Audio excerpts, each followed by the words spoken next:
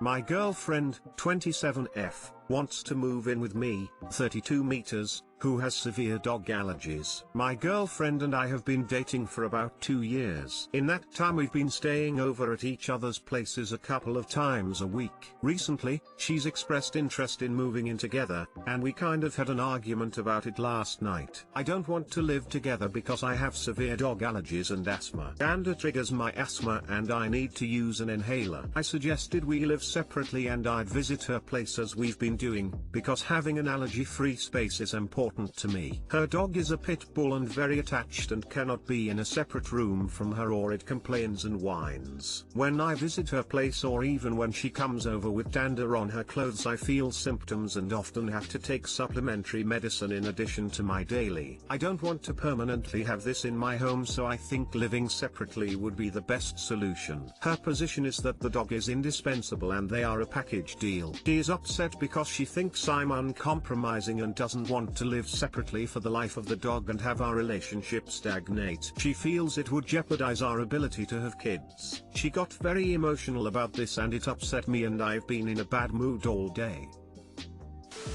What exactly is your long-term strategy? Hope the dog breaks up with her so you don't have to? You can't move in together. If she gets rid of her dog, even if it's her idea, she will regret it and resent you for it. You should never have entered a relationship with someone who has a dog, unless you're willing to wait up to 15 years, depending on the dog, and insist that she's not allowed to get another one after, which would also cause resentment. Your relationship is not meant to be. Thoughtful face. I don't think moving together is the issue here. More of you are dating someone that has a dog when you have allergies. How does this work long term? Yep, I went on one date with a guy who said he had severe cat allergies. While he seemed nice, I told him that it's a deal breaker. I have 2 cats, and it won't change. Sounds like a deal breaker. Your lives are completely incompatible. I don't understand why you two have wasted 2 years of your lives knowing this. My 33F husband, 30 meters, is talking about divorce because of something I said in my sleep that I don't remember. Please help. My husband is talking about divorce because of something I said in my sleep. Evidently I said something along the lines of no, he will find out when my husband tried to cuddle with me in my sleep as I tried to push him away. I have talked in my sleep since I was a kid and occasionally flail or move around. My husband and I have been together for almost 7 years, so we are very familiar with our individual quirks, sleeping or otherwise. We have had arguments in the past about my flailing and his tendency to grab and cuddle while he sleeps, but nothing this bad. I have a very active imagination and a history of trauma and abuse, which he knows. I told him it could be a bad dream about any of my past trauma or something else because I do not remember a dream from that. He thinks I'm blowing it off or ignoring him. I have never cheated on him, nor do I intend to. Because of my past, I am very naive to the extent that I do not even see when someone is flirting with me or giving me any type of attention. I am completely devoted and loyal to him. This is devastating to me. Is he overreacting or is this just an excuse to get away from me?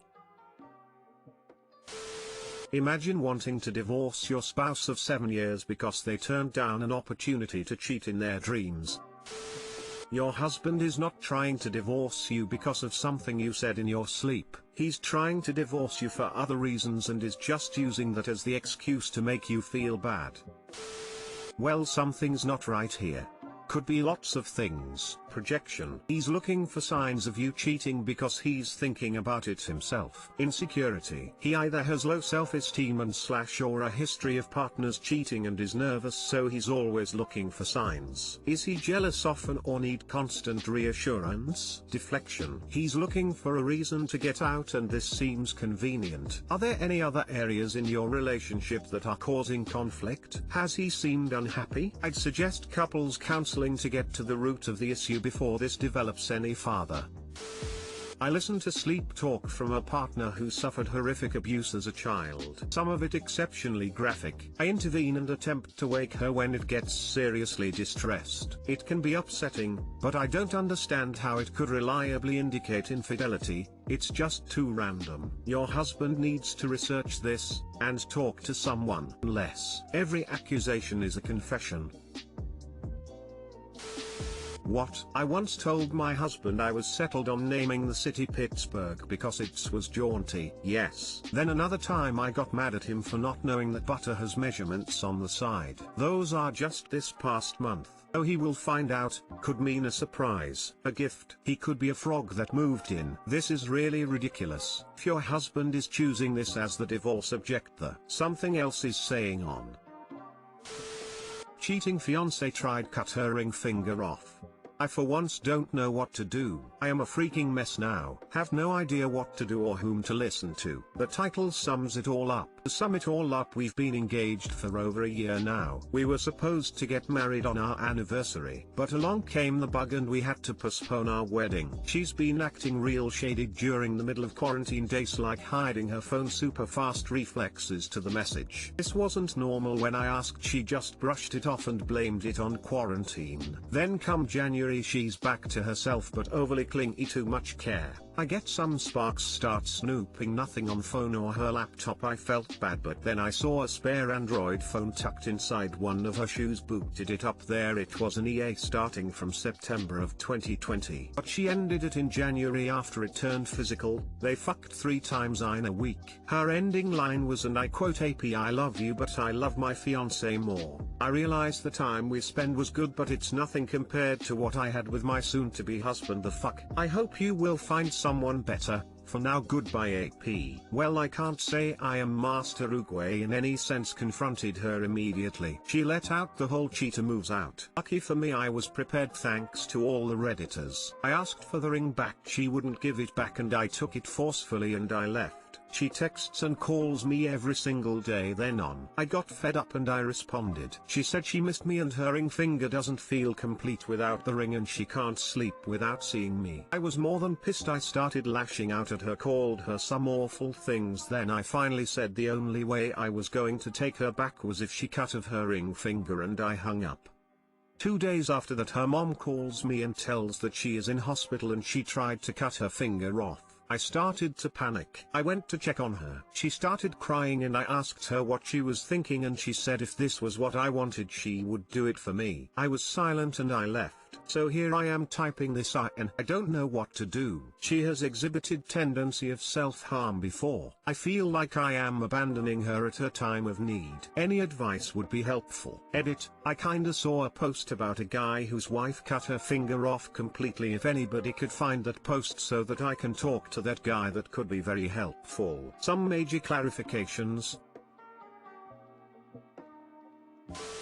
I feel like I am abandoning her at her time of need. What about the time she abandoned you and fucked another guy? Just don't. Move on with your life. This girl is crazy. What may happen in the future? She will hurt one of your kids because she's mad at you. Just nope out of this. You're not her father, neither her doctor.